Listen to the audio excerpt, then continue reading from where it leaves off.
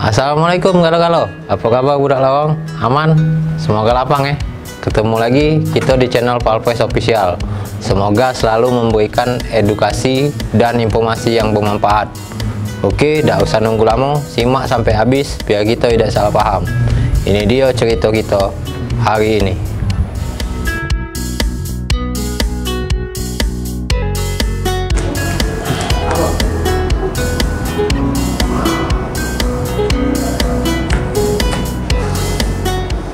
Wali murid ramai-ramai tarik anak dari ponpes.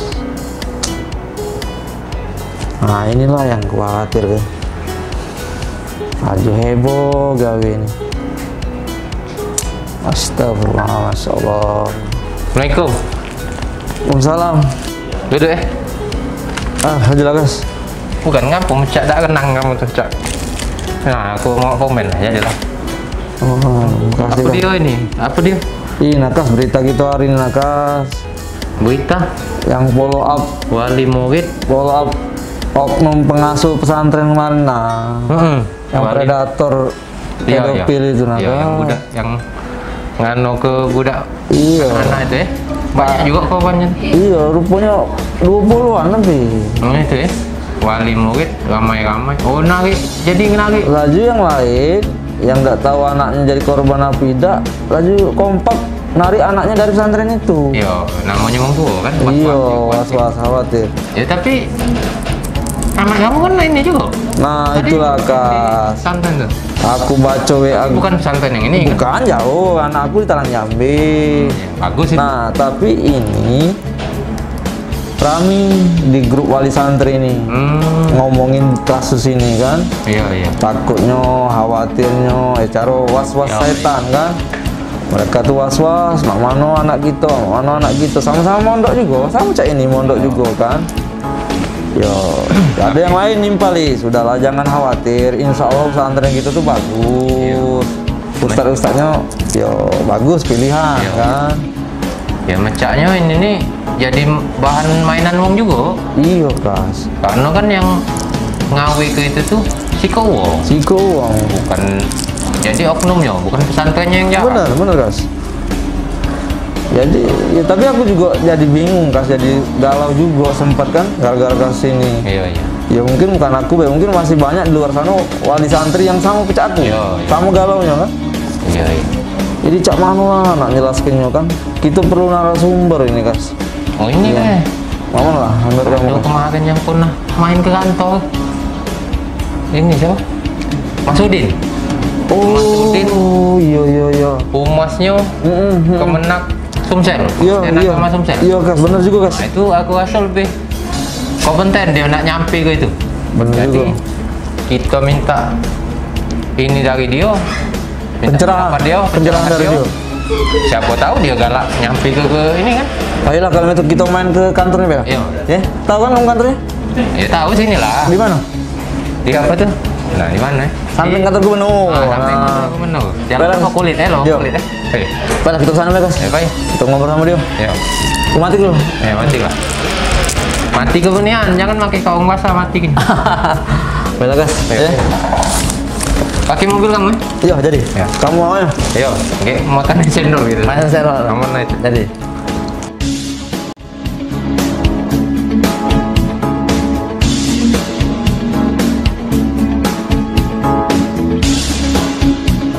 Nah, ini dia nang. Kenal. Kementerian Agama Kanwil Provinsi Sumatera Selatan. Kantor Mas Udin tuh? Yo, Ini ada Irma, bukan Saifuddin. bukan nama jalannya ini. Oh, nama jalan. Tidak dong, kita tuh kan Nah, Pak tuh pernah kesini. Cuma lupa weh. lupa ya. Yo. Cacat lupa Kas. Iya. Baiklah, kita di dalam ya. Baik. Dalamnya dia ada. Aduh. Tadi. Lah kamu telepon? Sudah. Oh, ini Kas. Yo. Langsung masuk, Pak. Kantor kawan deh, Wek.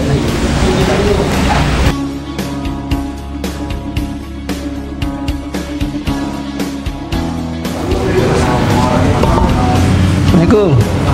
Mas Udin. Waalaikumsalam warahmatullahi wabarakatuh. Masya Allah. Muhammad Iqbal DJ. Apa kabar? Lama nggak ketemu. Sehat Mas. Sehat alhamdulillah. Sama siapa? Oh, Akas.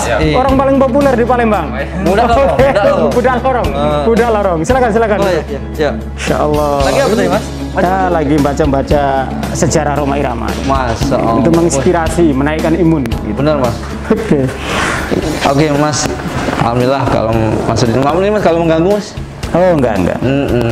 Malah kedatangan ditunggu gitu. Asya. Kedatangan ditunggu. Gitu. Tadi tuh Akas ngajak ke sini. Aku tuh kan di kantor tadi tuh lagi galau Mas ceritanya Mas. Coba buka masker dulu. Buka masker Mas. Buka masker. Biar jelas. Oh, Ustaz Iqbal. Masya Allah. Baru Saya putih. baru ke sini. Masya Allah. Tadi Hah? Iqbal. Iya. Iqbal saya. Iqbal. Oh saya Iqbal ya? Dari semenjak di kampus sampai sekarang nggak muda. Saya inilah dia. Mana Mas? Orang teater memang hidupnya penuh drama. Ya. Itu drama. Tinggi. Nggak tinggi, nggak pendek, cuman buntunya sama Mas. Itu. Buntunya sama itu. Itu baca lagi tuh. Takdir itu. Allah. Jadi ini Mas, tadi tuh Gimana? ngobrol-ngobrol di kantor kan.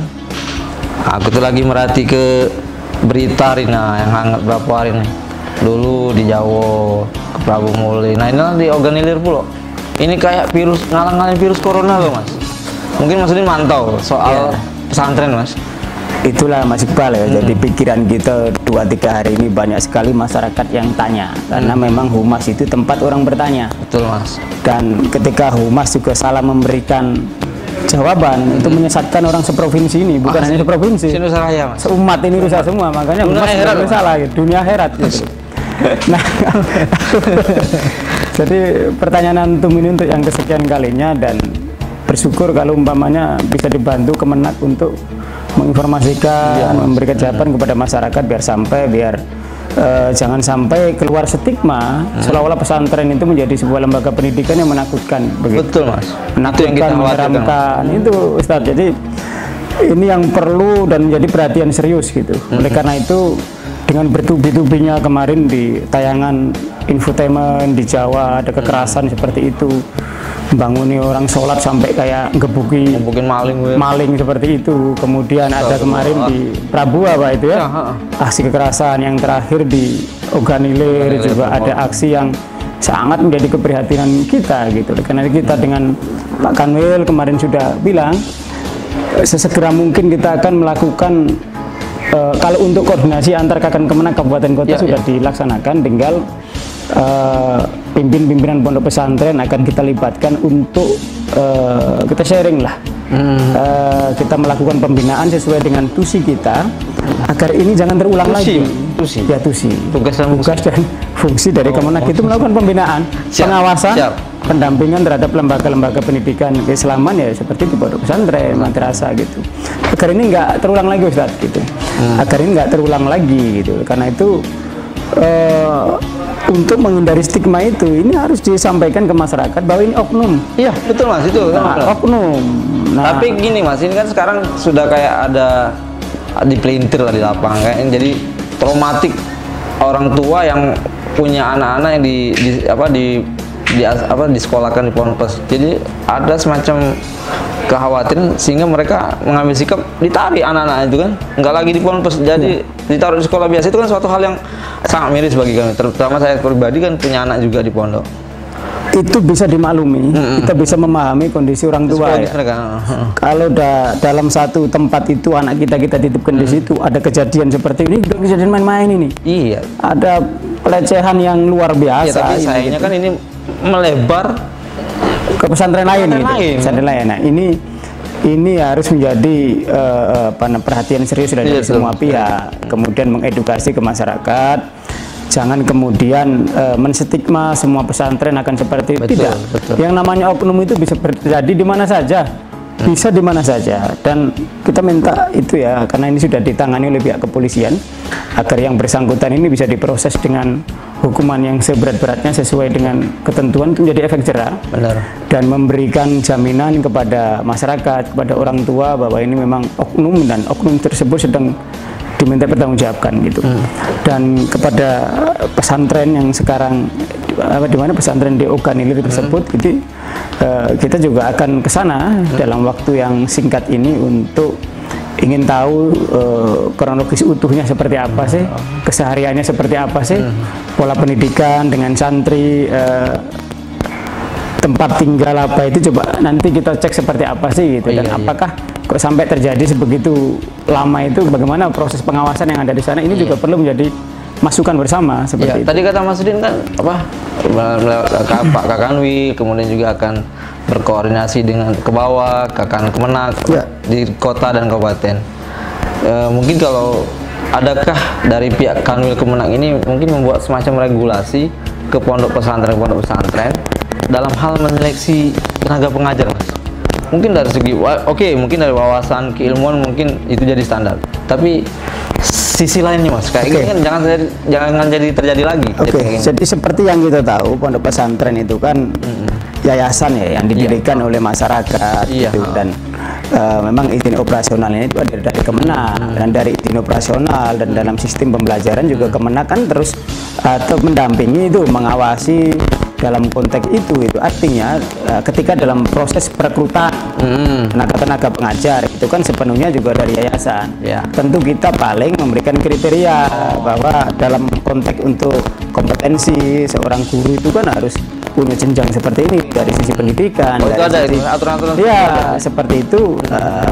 Kita infokan, kita berikan bahwa seorang guru itu harus sesuai dengan kompetensinya dalam rangka untuk memberikan peningkatan mutu terhadap anak didik lah, seperti itu.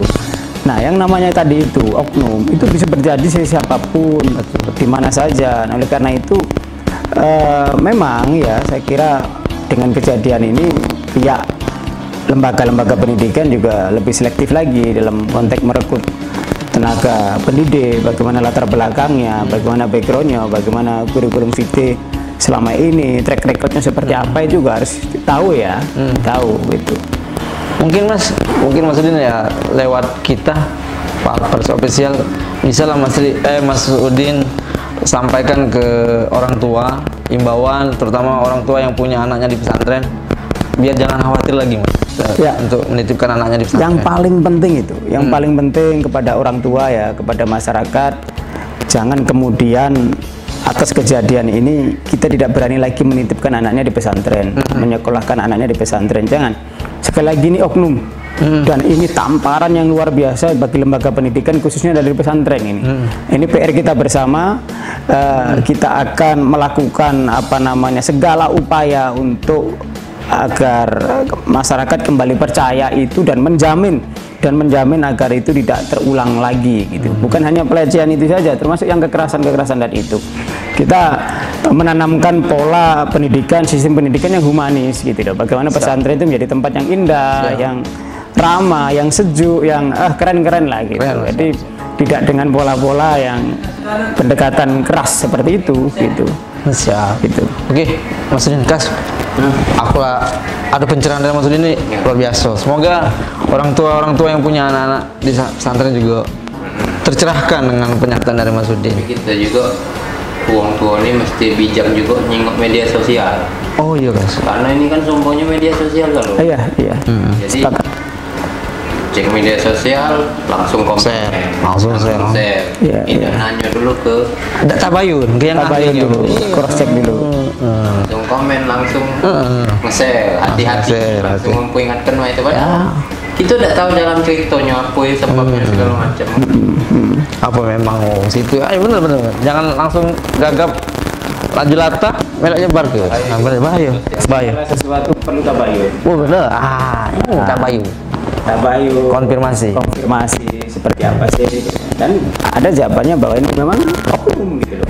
Jadi namanya oknum itu bisa terjadi dimanapun, siapapun, karena itu personal pelakunya. Tidak ada satu lembaga pendidikan pun yang melegalkan praktek-praktek seperti ini. Benar, Mas. Itu. Yalah, makasih Mas Udin penjelasannya. Makasih, Palpers Official keren, sudah banyak membantu Kemenag untuk menyampaikan, menyambung lidah ke masyarakat. Oleh karena itu kita sebagai warga Kemenag juga patut mengapresiasi itu.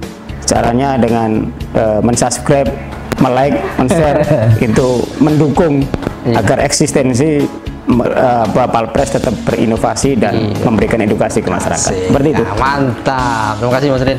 Assalamualaikum. Waalaikumsalam warahmatullahi wabarakatuh. Apa dia? Langsung balik. Belum. Ngabisin sendol. Oke Mas Udin, terima kasih penjelasannya. Jadi saudara Iqbal ini lebih tercerahkan lagi. Tercerahkan lagi. Makasih kunjungannya. Kapan-kapan kita agendakan lagi mengedukasi masyarakat dengan tema yang berbeda. Mantap. Makasih Mas. Mantap. Keren, Palpres, keren. Oke coy, jadilah dulu cerita kita hari ini. Untuk budak lorong jangan buat kerok. Tempat kita aman dimulai dari kamu. Tetap jadi wong baik dan terus berbuat baik cak mana baik keadaannya. Jangan nyemelo, mulut sama hati dijago. Wassalamualaikum warahmatullahi wabarakatuh. Salam budak lorong.